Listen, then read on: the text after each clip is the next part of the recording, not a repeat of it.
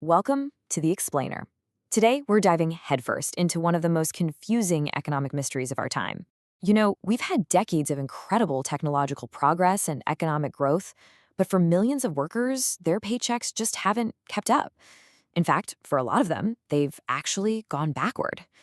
So, today, we're going to put on our economist hats and investigate why. So let's start with a really crucial piece of evidence from the economist Darren Acemoglu and Pasquale Restrepo. This isn't just about wages staying flat. We're talking about real, inflation-adjusted earnings actively falling for an entire group of people over 40 years. Honestly, this is the smoking gun. It tells us something fundamental in our economy has broken. And that really gets to the heart of our investigation, right? The basic economic deal has always been that as a country gets richer and more productive, everybody gets a piece of the pie. So what's breaking that link between productivity and pay? Let's unpack the number one explanation that economists have found. Okay, let's get into it.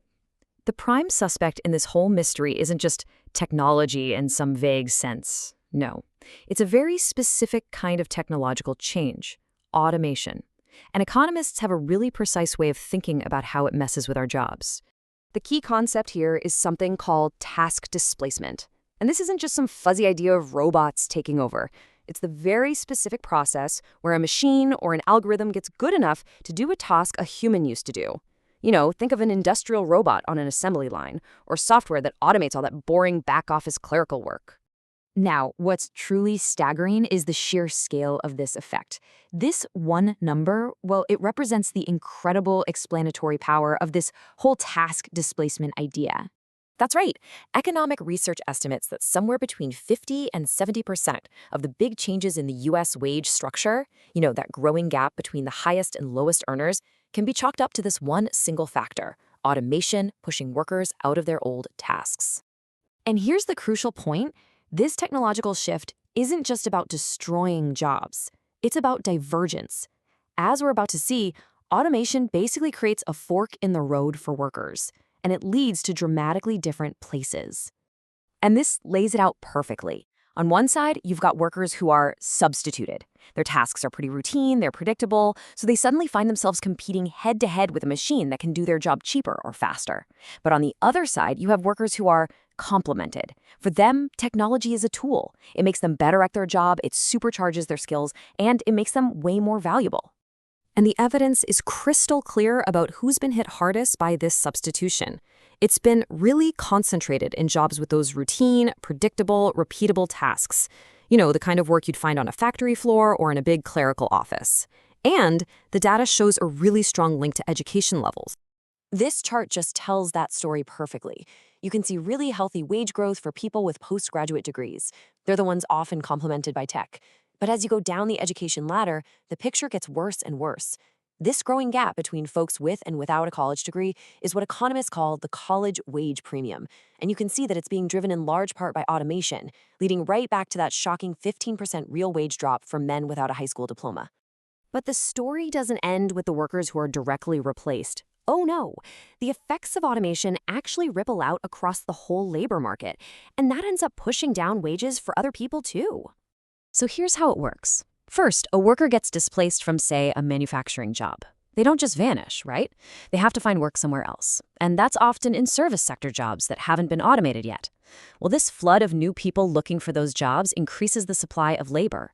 And basic economics tells you that when the supply of something goes up, its price, in this case, the wage, tends to go down. And these economic models can actually show us this divergence happening.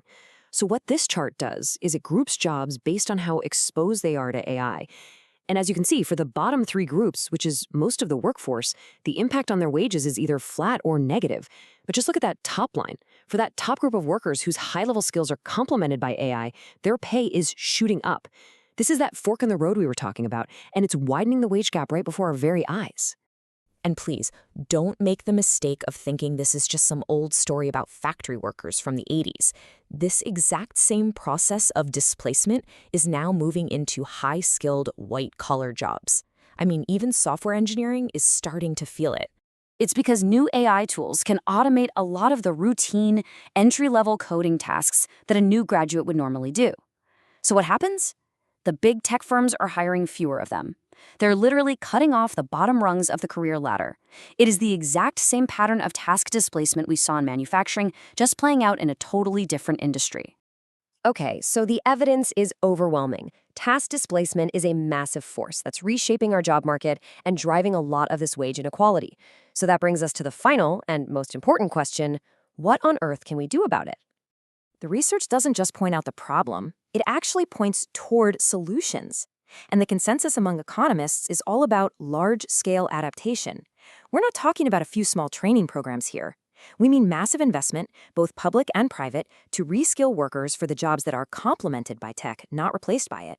It also means smart policies like wage subsidies or tax breaks that encourage companies to create good jobs, and maybe even new systems like lifelong learning accounts to help all of us keep adapting throughout our careers.